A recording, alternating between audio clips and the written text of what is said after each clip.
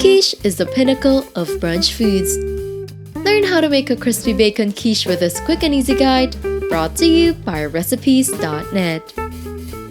Preheat the oven to 350 degrees Fahrenheit. In a pan, add the bacon strips and saute until crispy.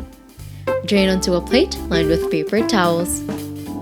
In another pan, add the unsalted butter and yellow onion, then saute for roughly 10 minutes until tender and fragrant.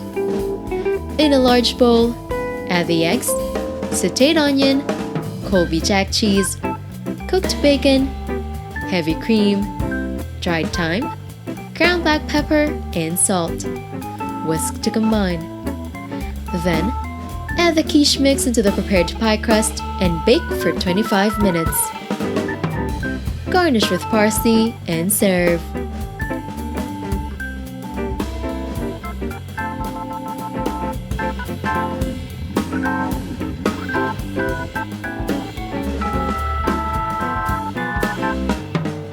Don't forget to hit like, subscribe, and turn on that notification bell to catch more easy and tasty dishes to try at home.